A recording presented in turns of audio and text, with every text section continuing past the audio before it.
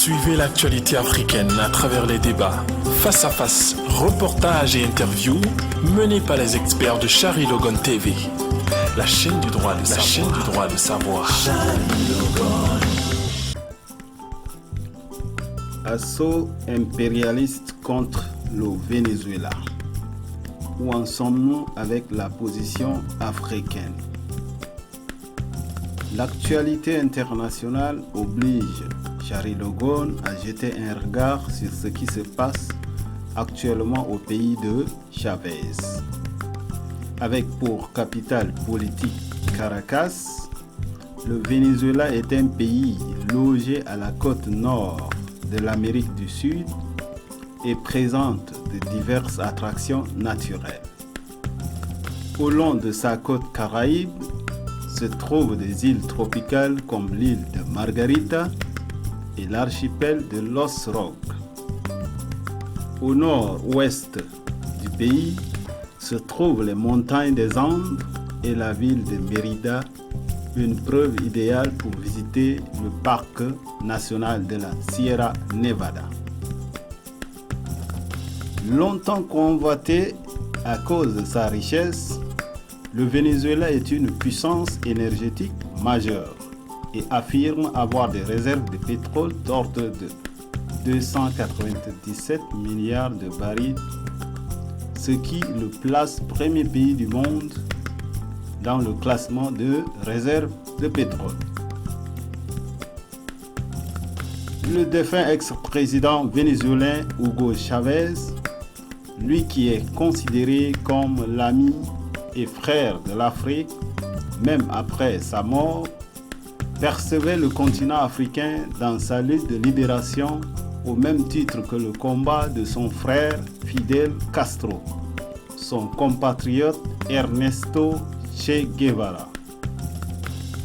Tous ont visité le continent africain avant de se rendre en Amérique latine pour la proclamation de la révolution mondiale contre l'impérialisme et l'hégémonie américaine.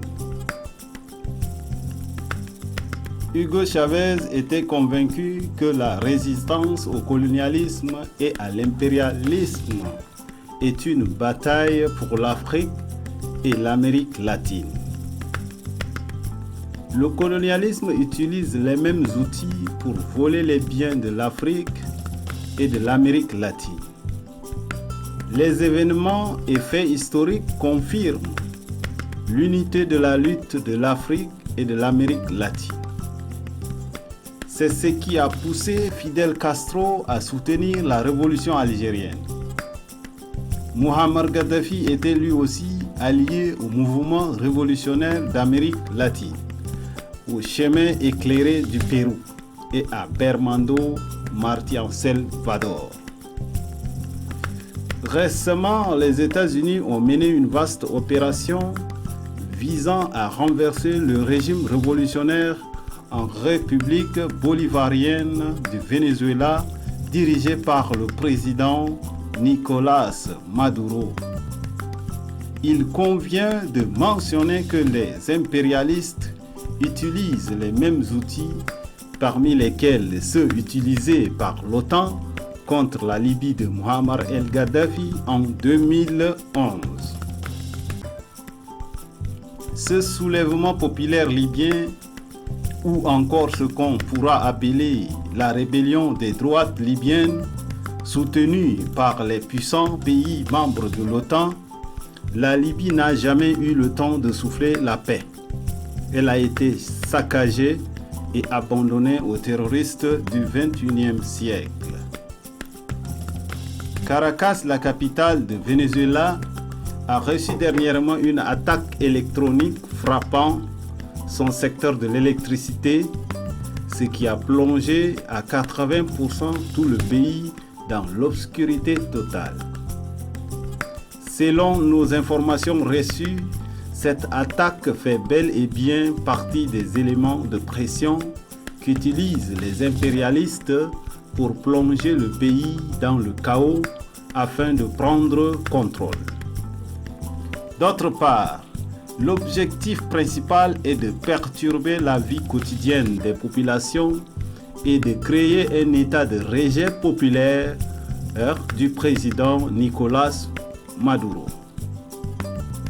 Considéré comme une opération ratée, alors que la population se rassemblait autour du président Nicolás Maduro, les États-Unis ont utilisé la 4e génération de guerre, fondée sur la création de partis dans les pays entre l'État et le peuple, et cela dépend généralement de personnes qui n'ont pas des histoires politiques ni de lutte. En dehors du jeu politique et de la scène politique, à l'exemple du nouveau client Juan Guaidó,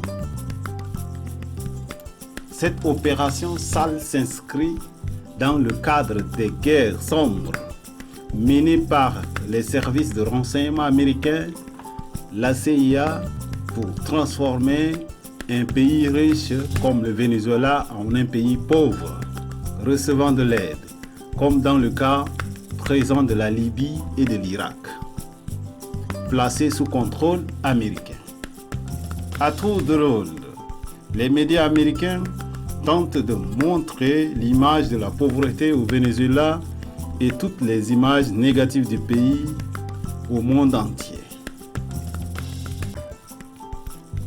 La réaction des dirigeants révolutionnaires ne se fait pas attendre.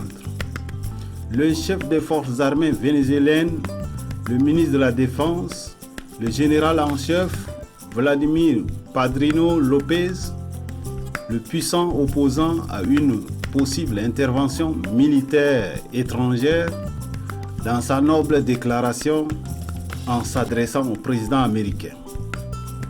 Ils ne réussiront pas à nous atteindre. Ils devront passer par-dessus nos cadavres d'abord. Fin de citation. De nombreux observateurs regardent dans ce qui se passe au Venezuela et dans la nature du conflit avec l'Ouest impérialiste, une bataille sans précédent entre les forces de l'émancipation mondiale dont l'Afrique fait partie et l'hégémonie américaine dans le monde. La fidélité politique oblige. L'homme de la rue africaine s'interroge jour après jour. Où en sommes-nous avec la position de nos politiques ou encore de notre Union africaine? On se rappelle encore, il n'y a pas si longtemps, de la redoutable lettre d'Hugo Chavez à l'Afrique du 21 février 2013 qui dit « Formant un seul peuple, un seul continent, nous ne pouvons rien attendre sinon de nous-mêmes. » Fin de citation. C'est lamentable de voir que très peu de dirigeants africains ne soutiennent officiellement le Venezuela de Chavez. Les masques tombent. Dernièrement à l'ONU, la majorité des pays africains ont préféré se taire.